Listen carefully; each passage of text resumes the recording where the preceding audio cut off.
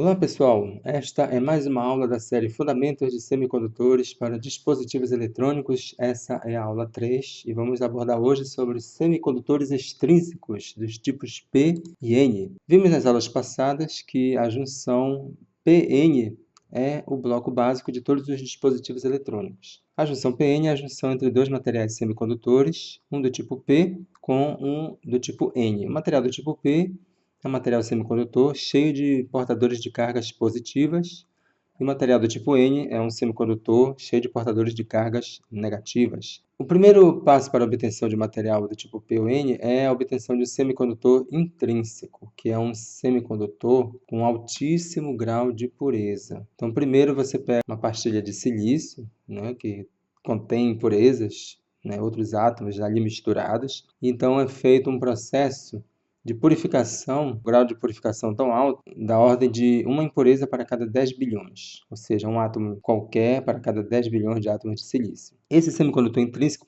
possui elétrons livres e lacunas em igual quantidade, gerados aos pares, conforme nós vimos na aula passada, e de forma aleatória. Esses portadores de carga são criados de forma aleatória. No entanto, esse tipo de material aqui, ele, conforme já foi abordado, não é útil para a construção de um dispositivo eletrônico, porque em um dispositivo eletrônico nós queremos controlar a condutibilidade desse material. E queremos que determinado material tenha excesso ou de elétrons ou de cargas positivas. Isto é feito, a construção de um material ou do tipo P ou do tipo N, pelo processo chamado dopagem. O que vem a ser dopagem de um semicondutor? É a introdução de impurezas num cristal de silício intrínseco, para dessa forma aumentar de forma controlada o número de lacunas ou elétrons livres. Então, primeiro é feita uma fusão desse cristal de silício intrínseco e são adicionados átomos de impureza nesse material, ou seja, outros átomos que não sejam silício. Aqui, para ilustrar, nós temos a inserção, a introdução de átomos de impureza em um semicondutor intrínseco, e esse semicondutor ele se torna extrínseco, ou do tipo P, ou do tipo N. O que vai determinar se o material vai ser do tipo P ou do tipo N? É o tipo de átomos de impureza que eu estou introduzindo. Então, por exemplo, se forem introduzidos átomos trivalentes, também chamado de aceitadores ou impurezas aceitadoras, no semicondutor intrínseco, ele se tornará extrínseco do tipo P. Se as impurezas introduzidas no semicondutor intrínseco forem do tipo doadoras ou pentavalentes, esse semicondutor se tornará do tipo N. Vamos exemplificar aqui a dopagem com átomo trivalente ou aceitador. Então, suponhamos que temos um átomo de boro e que ele será introduzido num cristal de silício intrínseco. O átomo de boro ele é trivalente, ele contém apenas 3 elétrons na sua camada de valência. Então, ao ser introduzido no cristal de silício, ele passa a fazer parte desse cristal e então haverá as ligações covalentes entre os elétrons da camada de valência do boro e os elétrons da camada de valência dos átomos vizinhos de silício. No entanto, veja o seguinte, diferente do átomo de silício, que tem 4 elétrons na camada de valência, o boro só contém 3. Então, ele só vai poder fazer ligação covalente, compartilhando seus elétrons e recebendo o compartilhamento dos elétrons vizinhos só com 3 átomos de silício, porque ele não tem o 4º elétron para compartilhar com esse 4º átomo, por exemplo. Vamos ver de forma mais destacada aqui. Então, ele compartilha aqui, temos 2, 4, 6, 7 elétrons por ligação covalente. Ficou faltando mais um elétron aqui, seria o 4º elétron. Se o boro tivesse 4, mas ele não tem, então fica uma lacuna aqui, fica um vazio. Esse vazio faz com que esse átomo se torne instável, porque ele não tem 8 elétrons. Portanto, esse vazio ele atrai fortemente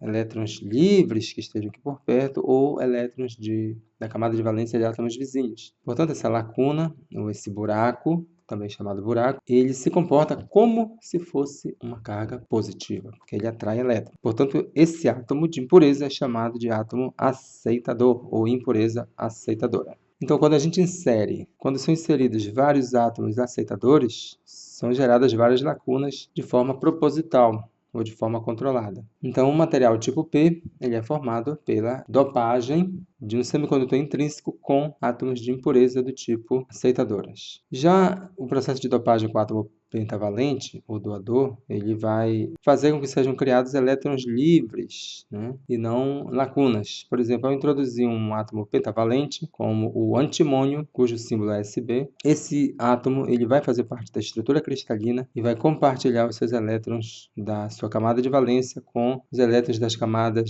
camada de valência dos seus átomos vizinhos, que são de silício. Então, ele vai contribuir com o seu elétron e vai receber um elétron do silício. No entanto, como ele tem um elétron a mais do necessário, né, já que tipicamente o máximo que se pode ter na camada de valência são 8 elétrons, e aqui não poderíamos, portanto, ter 9. Esse elétron aqui, né, estamos representando esse elétron excedente, ele não participa das ligações covalentes e ele não faz parte da camada de valência desse átomo. Então, ele é chamado de elétron livre porque, embora ele faça parte ainda do átomo de origem, nesse exemplo antimônio, ele está muito fracamente ligado a esse átomo, por não participar das ligações covalentes. Portanto, ao se introduzir vários átomos desse na estrutura, criamos vários elétrons livres à disposição para fluir, ok? E dessa forma é criado um material do tipo N. Agora vamos entender o conceito de portadores de carga majoritários e portadores de carga minoritários. Nós vimos nas aulas passadas, até mesmo no início dessa, que representamos o material do tipo P e do tipo N de forma a representar como se esse material, por exemplo, do tipo P, ele só contivesse cargas positivas e o material do tipo N só contivesse cargas negativas. No entanto, nós já aprendemos que um semicondutor, antes dele ser dopado, ou seja, quando ele é ainda intrínseco, ele contém já portadores de cargas negativas e positivas, foram geradas aleatoriamente devido a efeitos naturais, né? Em igual quantidade. Portanto, quando você introduz impurezas, esses portadores de carga já existiam antes no material. Então, por exemplo, se eu quero tornar esse material aqui, que é intrínseco, em um material do tipo P, serão introduzidos o quê? Serão introduzidos átomos trivalentes e vão ser geradas lacunas. No entanto, esses elétrons que já existiam vão continuar existindo, logicamente, em pequena quantidade.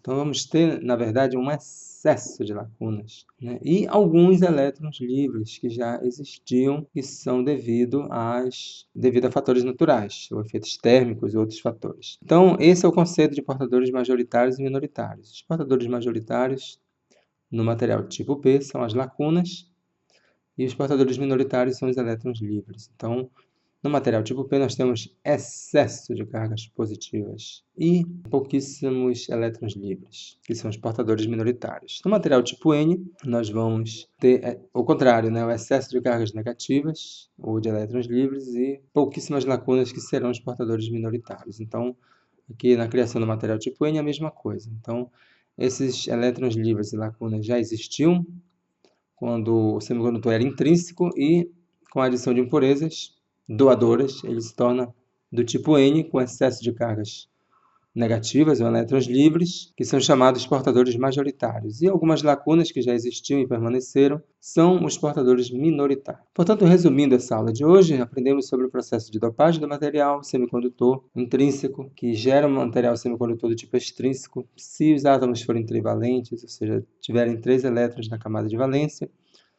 né? Esses átomos de impureza foram introduzidos aqui por processo de dopagem.